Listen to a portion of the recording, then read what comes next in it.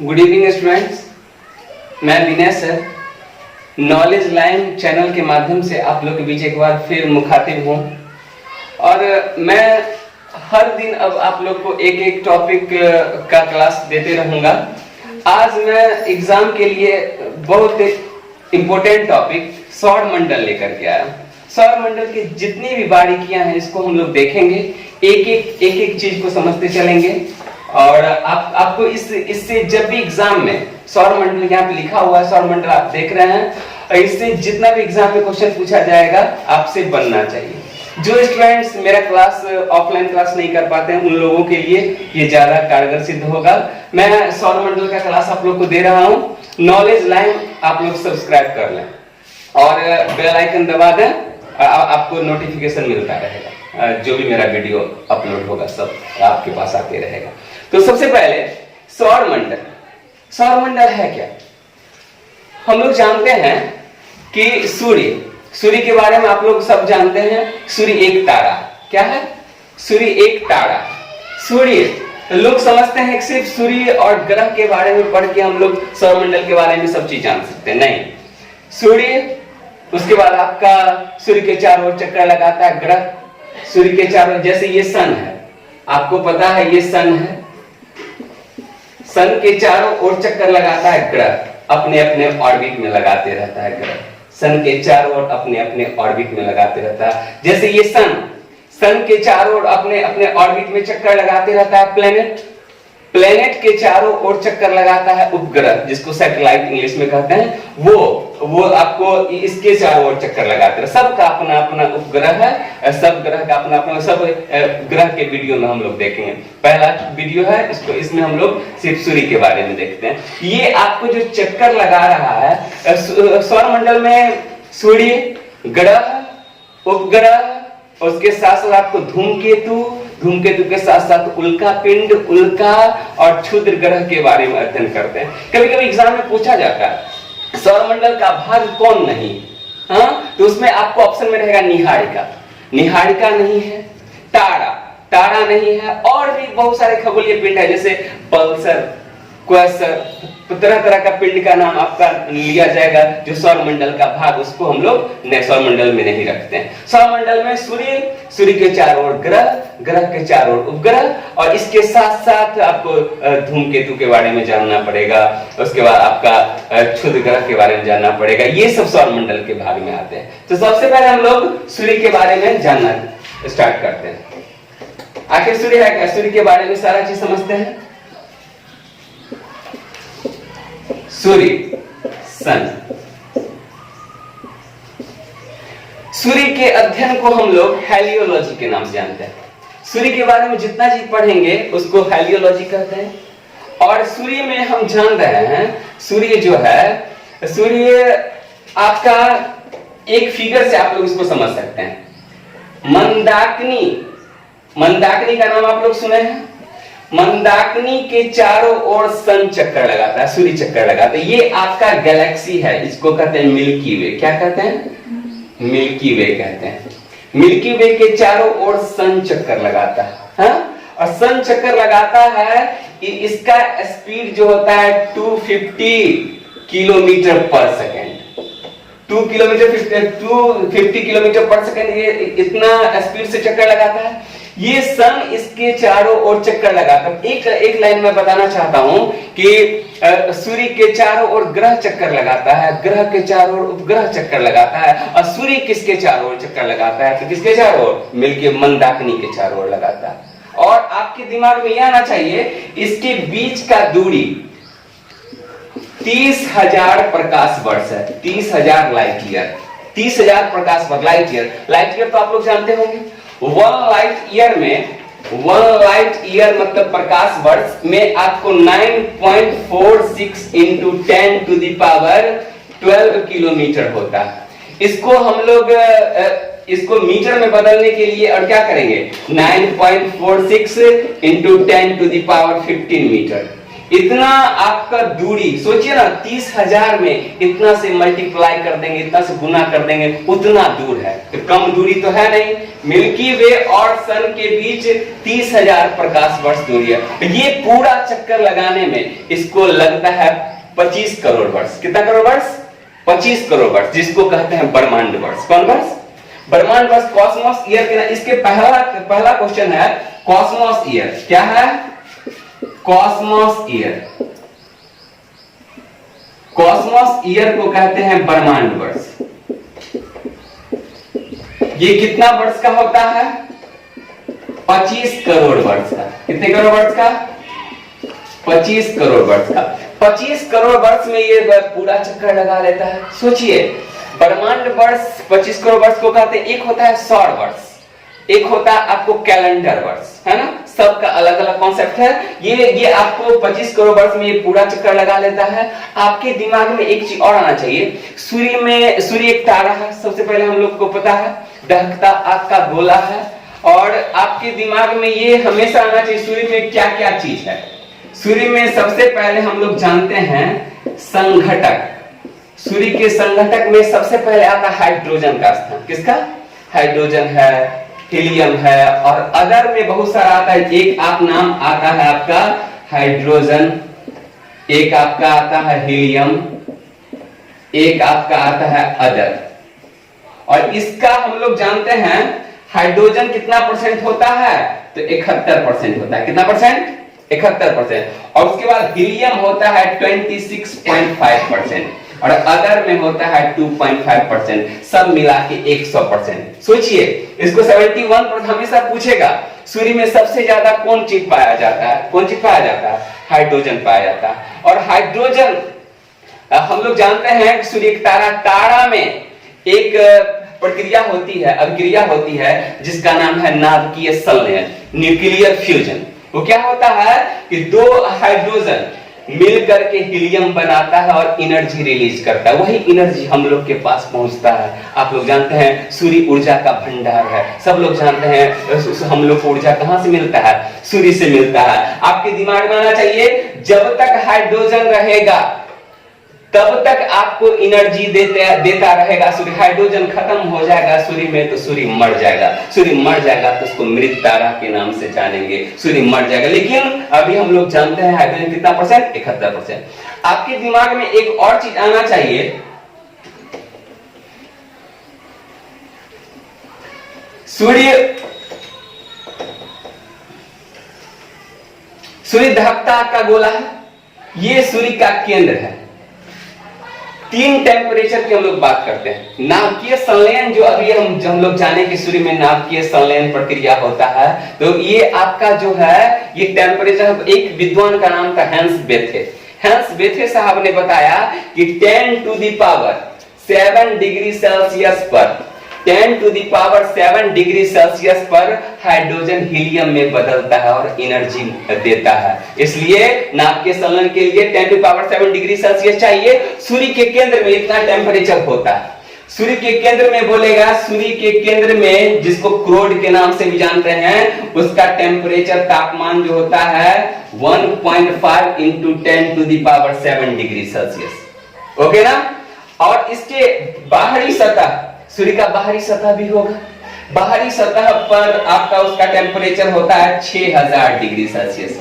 हम लोग जानते हैं कि सूर्य में कलंक, जैसे जो बोलते हैं ना कि चंद्रमा में दाग है ना, चंद्रमा बिना दाग का हो नहीं सकता है, तो सूर्य में भी दाग है। सूर्य में भी कलंक है, जिसको सौर कलंक के नाम से जानते हैं, सन स्पॉट के नाम से जानते हैं, सौर कलंक के नाम से जानते हैं। वो कलंक स्पॉट ब्लैक स्पॉट बना हुआ ब्लैक, इसका टेम्परेचर होता है 1500 डिग्री सेल्सियस। कितना डिग्री?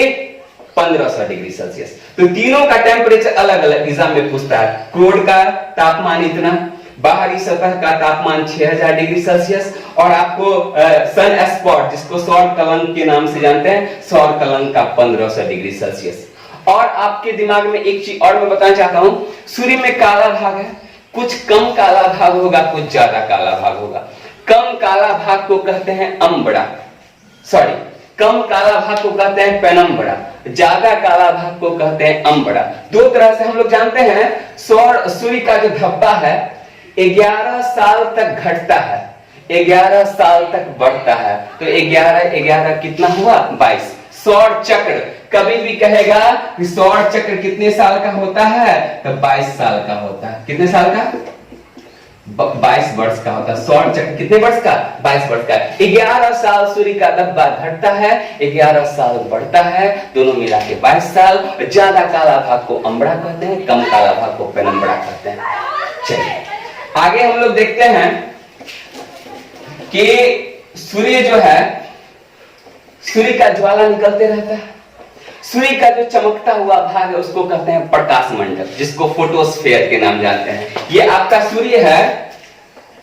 सूर्य से जो लाइट निकलता है, जिस भाग से लाइट निकलता है, प्रकाश निकलता है, उसको कहते हैं प्रकाश मंडल। कौन मंडल?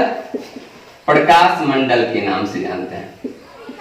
और इसको कहते हैं फोटोस्फेयर। सूर्य के चारों ओर जो ये आपको मंडल पाया जाता है, इसको कहते हैं वर्ण मंडल। कौन मंडल?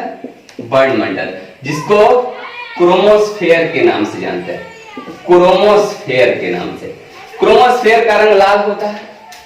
और आपके दिमाग में हमेशा ये आना चाहिए कि एक प्रकाश मंडल, एक वर्ण मंडल। प्रकाश मंडल, प्रकाश निकलता है, प्रकाश जो निकलता है, इससे दो कॉन्सेप्ट आपके दिमाग में रखना होगा। थोड़ा सा देख लेते हैं। प्रकाश मंडल जो है, ये सूर्य से प्रकाश निकला, ये आपका सूर्य है। सूर्य से प्रकाश निकला और ये आपको पृथ्वी है। पृथ्वी में आप लोग को शायद पता होगा,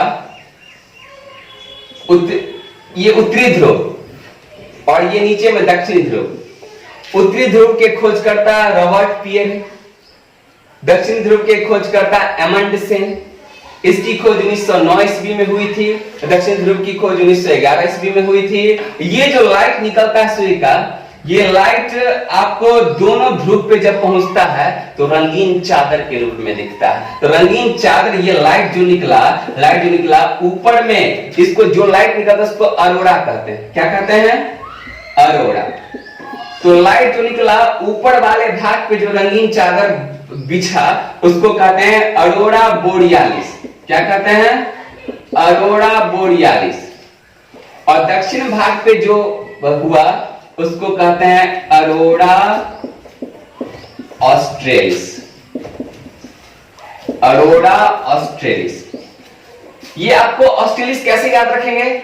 हमारे पूरा जो हमारा विश्व है, विश्व के निचले भाग में ऑस्ट्रेलिया। ऑस्ट्रेलिया को डाउन अंडर के नाम जानते हैं, शायद आप लोग को पता होगा। डाउन अंडर के नाम से ऑस्ट्रेलिया नीचे है, भूमध्य रेखा के नीचे। ये आपको पृथ्वी गोल है, यहाँ पे आपको ऑस्ट्रेलिया, इस रीजन में ऑस्ट्रेलिया है, यहाँ पे आपको ऑस्ट्रेलिया है। ऑस्ट्रेलिया नीचे में है, इसलिए नीचे को याद रखने के लिए ऑस्ट्रेलिस याद रखेंगे, ऊपर को याद रखने के लिए बोरियालिस याद रखेंगे। ठीक है, अब आगे चलते हैं। सूर्य ग्रहण। सूर्य ग्रहण के समय जो भाग दिखाई देता है, एक चीज आप लोग को बताना चाहेंगे। एक टॉपिक आएगा ग्रहण। ग्रहण में हम लोग ग्रहण के बारे में जानेंगे। अभी थोड़ा सूर्य से रिलेटेड चीज हम लोग देख रहे हैं। आपके दिमाग में आना चाहिए, ये सन है, ये मून है, ये अर्थ है। ये सन है, ये मून है, ये अर्थ है। जब सूर्य, एस फॉर सन सूर्य, और ये ई फॉर अर्थ पृथ्वी, और एम फॉर मून चंद्रमा, सूर्य और पृथ्वी के बीच जब चंद्रमा आ जाती है तो हम लोग कहते हैं सूर्य ग्रहण का ये लेते हैं। तो ये आपको सूर्य ग्रहण कैसे? सूर्य का लाइट आना चाहिए, पृथ्वी से सूर्य दिखेगा, है ना। सूर्य नहीं दिखेगा तो हम लोग कहेंगे ग्रहण लग गया, है ना। तो जब नहीं दिखा, हम लोग जैसे कहते हैं ना कि ग्रहण लग गया, मतलब कोई चीज नहीं है तो कहते इस चीज पे ग्रहण लग गया। इस तरह सूर्य नहीं दिखाई दिया तो सूर्य ग्रहण, चंद्रमा नहीं दिखाई दिया तो चंद्र ग्रहण। ग्रहण का जब वीडियो बनाएंगे तो उसमें हम लोग देखेंगे, याद करेंगे। जब हम लोग ये आपको SME कंडीशन में रहता है तो आपको दोनों तीनों एक रेखा में रहता है। यहाँ पे पृथ्वी, जब हम लोग कहते हैं ना कि यहाँ पृथ्वी से बीच वाला भाग, ये लाइट जो है ऊपरी भाग से इसका लाइट निकलते रहता है। सूर्य ग्रहण के समय हम लोग को दिखाई देने वाला भाग का नाम होता है कोरोना। क्या होता है? कोरोना। सूर्य ग्रहण के समय इस ऊपरी भाग से पूर्ण सूर्य ग्रहण के समय ऐसा कंडीशन होता है। ये आपको इससे लाइट निकलते रहता है जिसका नाम होता है कोरोना। क्या नाम होता है? इंग्लिश में कहते हैं कोरोना।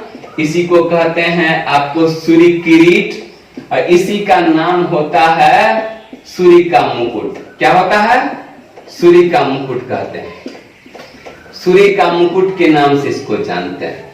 मुकुट ऊपरी भाग है, मुकुट तो ऊपर में पहनते हैं ना, तो इसलिए इसका नाम हम लोग कह देते हैं सूर्य का मुकुट, है ना। इसको एक और भाषा में हम लोग कहते हैं, जैसे ये गोल ऊपरी भाग से आपका जो बाहरी लेयर से लाइट निकल रहा है, ये गोल रिंग के रूप में दिखता है, जिसको कहते हैं, रिंग को कहते हैं बलय। इंग्लिश में कहा जाता है डायमंड रिंग और हिंदी में कहा जाता है हीरक बलय। इसका ये जो रिंग है इसका नाम है हीरक बलय। कितना बार एग्जाम में पूछा होगा, हीरक बलय कहां पाया जाता है? तो सूर्य में। हीरक बलय कहां पाया जाता है? सूर्य में। इसी को इंग्लिश में हीरा को डायमंड कहते हैं, इसलिए इसको डायमंड रिंग के नाम से भी जानते हैं। डायमंड रिंग के नाम से इसको जानते हैं, हीरक बलय। हीरक बलय कहां पाया जाता है? सूर्य में। इससे एक्स रे निकलता है। क्या निकलता है? इस रिंग से एक्स-रे निकलता है और एक्स-रे हमारे आंख को प्रभावित करता है, इसलिए कहा जाता है सूर्य ग्रहण में सूर्य को नहीं देखना चाहिए। हाँ, थोड़ा सा बात हम लोग चलाए थे कि जब तक हाइड्रोजन है तब तक सूर्य में एनर्जी रहेगा, हाइड्रोजन खत्म तो एनर्जी मिलना बंद। इसलिए हम लोग कहते हैं जब भी सूर्य की बात होती है सूर्य को भगवान माना जाता है। क्यों माना जाता है? क्योंकि हमको वो एनर्जी देता है। सूर्य जब मर जाएगा, जब उसमें हाइड्रोजन खत्म हो जाएगा, जब सारा एनर्जी का साधन खत्म हो जाएगा, तो हाइड्रोजन से हम लोग को एनर्जी मिलेगा, क्योंकि सूर्य में हाइड्रोजन रहेगा तो एनर्जी मिलेगा। इसलिए भविष्य का ईंधन हाइड्रोजन को कहते हैं। भविष्य का ईंधन हमेशा एग्जाम में पूछा जाता है, भविष्य का ईंधन किसको कहते हैं? हाइड्रोजन को कहा जाता है। ये आपके दिमाग में सेट हो जाना चाहिए। सूर्य के बारे में एक और चीज मैं बताना चाहता हूं। सूर्य पृथ्वी का जो व्यास है, पृथ्वी का व्यास का जो है उसका 109 गुना किसका व्यास है? सूर्य का व्यास है। 109 गुना। कितना गुना? 109 गुना। और आयतन की बात करते हैं, आयतन आप लोग को पता होगा, घनत्व तो पता होगा। सूर्य का घनत्व जो होता है, सूर्य का घनत्व आप लोग जानते हैं कि द्रव्यमान बट्टे आयतन को घनत्व कहा जाता है। सूर्य का घनत्व होता है 1.41 ग्राम पर सेंटीमीटर क्यूब। सूर्य का घनत्व कहा है। सूर्य के बारे में एक एक चीज हम लोग बता रहे हैं, एक एक टॉपिक करके। तो आपको दिमाग में आना चाहिए सूर्य का घनत्व इतना होता है, पृथ्वी से कम होता है। सबसे ज्यादा घनत्व पृथ्वी का होता है और सबसे कम घनत्व शनि का होता है। सब लोग को पता है, और नहीं पता है तो आप इस वीडियो के माध्यम से जानेंगे। और आपके दिमाग में यह आना चाहिए सूर्य में घनत्व इतना है और सूर्य का बताया घनत्व 1.41 ग्राम पर सेंटीमीटर क्यूब। और कुछ पूछने लगता है एग्जाम में कि द्रव्यमान कितना, व्यास कितना, आयतन कितना, आयु कितना। जब मैं पृथ्वी बताऊंगा तो पृथ्वी का सारा चीज बताऊंगा। तो पृथ्वी का द्रव्यमान का 3,32,000 गुना सूर्य का द्रव्यमान। पृथ्वी के व्यास का 109 गुना, पृथ्वी का 109 गुना किसका व्यास? सूर्य का व्यास, है ना। और आयतन पृथ्वी का क्या गुना? 13 लाख गुना। पृथ्वी का 13 लाख, पृथ्वी का जितना आयतन है उसका 13 लाख गुना आयतन आपका सूर्य का कहा गया। और सूर्य कितना वर्ष तक जिंदा रहेगा? कितना उसका अनुमानित आयु है? 5 अरब वर्ष, 5 बिलियन वर्ष इसका आयु है जो कहा गया। आपके दिमाग में ये आना चाहिए कि सूर्य से जो प्रकाश निकलता है, तो एग्जाम में हमेशा पूछते रहता है सूर्य से प्रकाश आने में कितना समय लगता है। तो एग्जाम में तरह तरह का ऑप्शन आते रहता है। सबसे पहला ऑप्शन देगा, यहां से जो लाइट निकलता है, यहां आने में, पृथ्वी तक आने में, अर्थ तक आने में 8.8 मिनट 16 सेकेंड लगता है। 8 मिनट 16 सेकेंड लगता है, जिसको हम 8 मिनट, लगभग हम 8 मिनट कहते हैं। कभी कभी एग्जाम में आपको कहेगा 8 मिनट 20 सेकेंड, जो इसके अप्रोक्स में जो आएगा, मतलब इसके इर्द गिर्द जो घूमेगा, है ना, वही आंसर होगा। और कभी कभी दे देता है 8.3 मिनट, या कभी कभी दे देता है 500 सेकंड। चारों ऑप्शन आपका सही है, लेकिन मेन आंसर हम लोग इसको करते हैं। सूर्य से पृथ्वी तक आने में लाइट कितना समय लगाता है? 8 मिनट 16 सेकंड। ठीक है। और आपके दिमाग में एक और चीज, जब हम लोग ये कहते हैं कि एक टर्म आता है फ्रॉनहोफर रेखा। फ्रॉनहोफर रेखा क्या होता है? फ्रॉनहोफर रेखा आप लोग नाम सुने होंगे एग्जाम में, अपर लेवल के एग्जाम में पूछते रहता है। फ्रॉनहोफर रेखा क्या है? फ्रॉनहोफर रेखा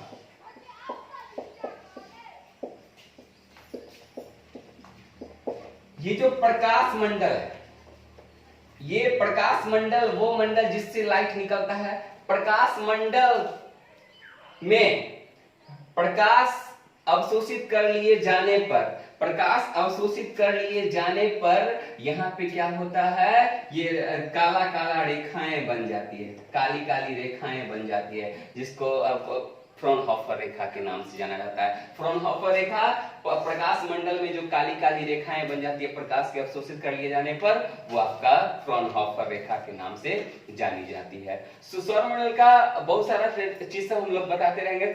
मैं एक बताना चाहता हूं, मेरा भाई है, वो फिटनेस मंत्रा, रोहित फिटनेस मंत्रा के नाम से यूट्यूब पे आता है। आप लोग उसको भी सब्सक्राइब कर लेंगे। अभी कुछ सेकंड के लिए उसका फोटो भी आएगा, आप लोग देख लेंगे। उस चैनल को सब्सक्राइब करके सवेरे में उसका अपलोड होता है, और वो सारा फिटनेस के बारे में बताता है। मैं शाम में आप लोग को ये अपनी क्लास का वीडियो दूंगा, और आज तो मेरा शुरू ही हुआ है, और वो उसका भी रेगुलर आते रहेगा। आप लोग उसको भी सब्सक्राइब करें, उसको भी देखें, और स्वस्थ रहें। स्वस्थ रहें, अभी कोरोना का समय है, और घर पे स्वस्थ रहें, मस्त रहें और पढ़ते रहें। हम आपको हमेशा वीडियो उपलब्ध कराते रहेंगे। धन्यवाद।